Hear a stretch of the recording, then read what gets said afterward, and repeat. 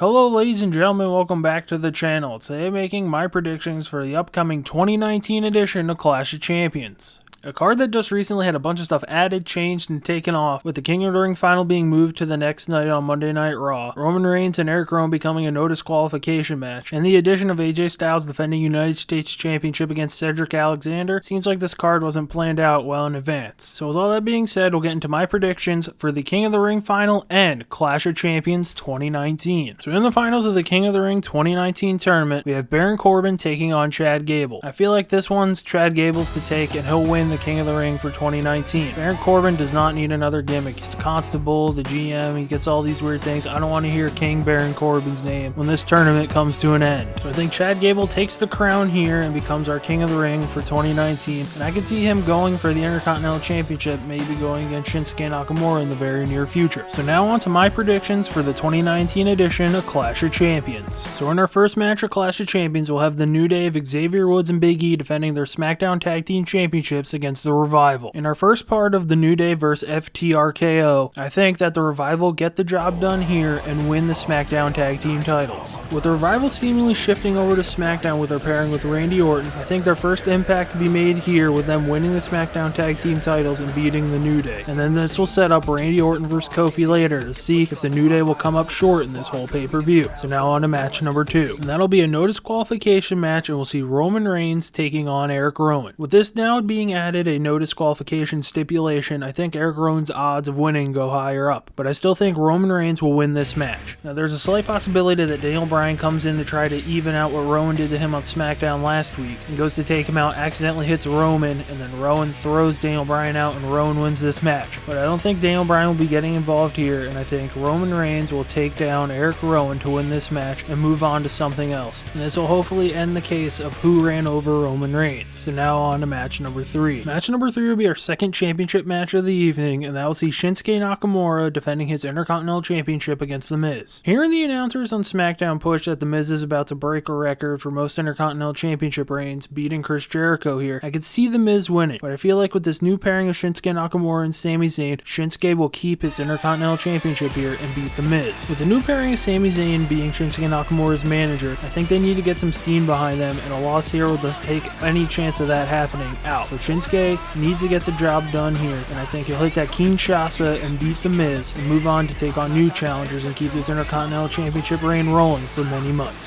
So now on to match number 4. Match number 4 will be a triple threat match for the Cruiserweight Championship, and we'll see Drew Gulak defending his title against Lince Dorado and Humberto Carrillo. With Drew Gulak taking on multiple challengers here, I still think the Gulak train keeps chugging along here, and he'll walk out with the W and keep his Cruiserweight Championship and move on to new challengers at the next pay-per-view. So now on to match number 5. Match number 5 will be our first of 2 Seth Rollins and Braun Strowman featured matches, and this one will be for their Raw Tag Team Championships, as Rollins and Strowman will defend their titles against Robert Roode and Dolph Ziggler. In this match, I think we're guaranteed to see what Strowman's real intentions are, whether he stays and actually defends these titles and they win, or he hops off that apron for Rollins to suffer and set his sights straightly on that Universal Championship. That were his real intentions that this whole thing started. In this match, I think Robert Roode and Dolph Ziggler will walk out the new Raw Tag Team Champions. I think Rollins and Strowman winning here will lead nowhere, especially with them taking on each other later in this card for the Universal Championship. I feel like them keeping these Raw Tag Team titles and then having that singles match will go nowhere. They just have a mutual respect at the end of the night. I don't think that's going to fly, and I think these tag titles will just get vacated, and I feel like Strowman and Rollins losing here to Roode and Ziggler is just a final way to end these tag team title reigns and have it go on to someone else who aren't just given the tag team titles. So now on to our next match.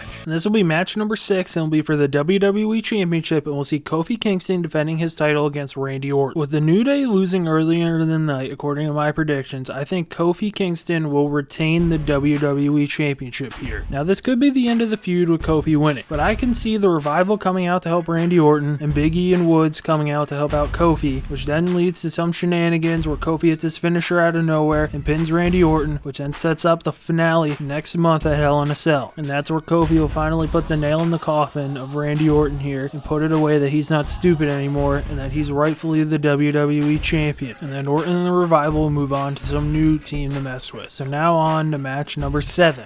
And this will be for the United States Championship, and we'll see AJ Styles putting his US title on the line against Cedric Alexander. I think there is a slim to none chance of Cedric Alexander winning this match, and I believe AJ Styles will retain the US title here. With Cedric kind of being thrown into this spot to go for the US title, with Ricochet being put in the King of the Ring tournament and staying there while Cedric mixed it up with AJ. I think Gallows and Anderson get involved here, messing with Cedric as AJ wins to retain the title, which will then set up Ricochet to reignite this feud with AJ, and we could see Cedric in there in a triple threat Hell in a Cell match for the US title at Hell in a Cell in October. But as we currently sit here in September, I think it's too early to take the US title off AJ Styles, as the Gallows and Anderson don't have the tag titles anymore. For this OC thing to work, someone's got to have some gold, and I think AJ keeping the title here, let's keep pushing that narrative on until next month. So now on to match number 8. Match number 8 is for the women's tag team titles, and we'll have Alexa Bliss and Nikki Cross defending their tag team titles against Mandy Rose and Sonya Deville. Now, could this be the month where Alexa Bliss finally turns on Nikki Cross? I think not. I think they are a team to stay for here until the next 3-4 months. And with that being said, I think they will retain their tag team titles here and beat Sonya Deville and Mandy Rose. I think this women's tag team division just needs some stability here with the champions defending and just building up people throughout here, where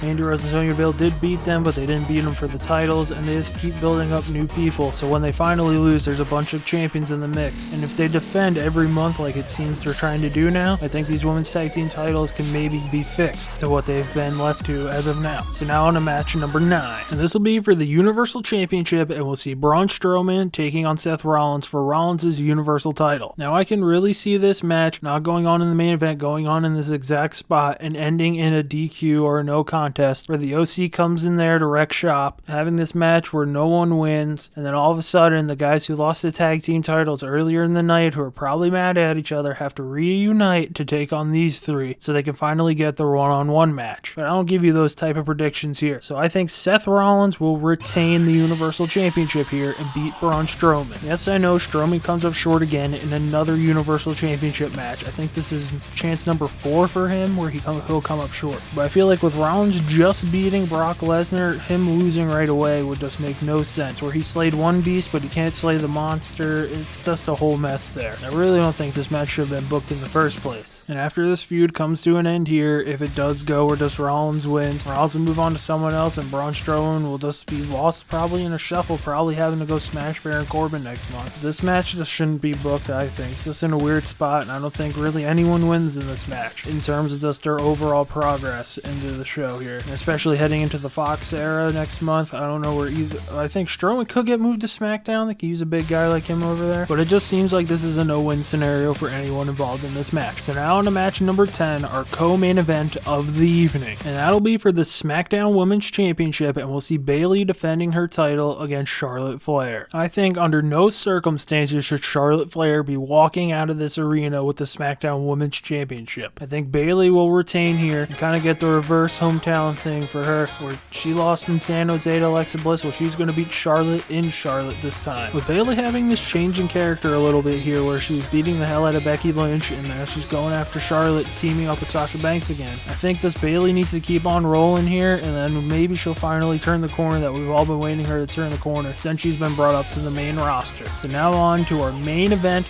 of the evening, and that'll be for the Raw Women's Championship, and that'll be Becky Lynch defending her title against the returning Sasha Banks. So heading into this match, Becky Lynch she's the co-cover star of the 2K video game. She has these SportsCenter commercials coming up, and she has a bunch of other things going up all around the world here, and all this promotion behind her. So you think she's going to retain the Raw Women's Championship here? Not me. I think Sasha Banks will win the Raw Women's title here and beat Becky Lynch. With Sasha Banks coming back after what people have heard as a temper tantrum where she flipped out and being mad about losing at WrestleMania to the Iconics for the tag team titles, I could see WWE running with an Antonio Brown kind of situation as we've just seen in the NFL, where he didn't like how things went in Oakland, and he got put on the best team now in New England, and now they're going to be a super team and probably go on to win the Super Bowl. Where Sasha now flips flipped out. She left for months. She comes back, and what does she do? She takes the crown and beats the man here. And now she's going to go on and just keep beating people, and Becky's going to be very lost in this shuffle here. And maybe Becky gets drafted back over to SmackDown in this new draft that's coming up on Fox, where we're going to have separate brands again. No wild card rule, no open brands, just you're on one side, you're on another. No mixing anymore. Now, Becky could hop over to SmackDown in this draft, and then she goes and takes the SmackDown Women's Championship from Bayley, and she's the face of SmackDown on Fox, which I think the people at Fox would really like. And then Sasha just runs the women's division on Raw, and then we're back to separate, where each division's getting run by one of the 4 horsewomen, and then we're on until maybe Ronda Rousey coming back, and maybe she'll hop up to either take back on Becky or go after Sasha. So that'll do it for my Clash of Champions 2019 predictions. Leave your predictions in the comment section below. If you like this video, hit the like button. If you like what I'm doing on this channel and want to see more, hit the subscribe button. And as always, thanks for watching.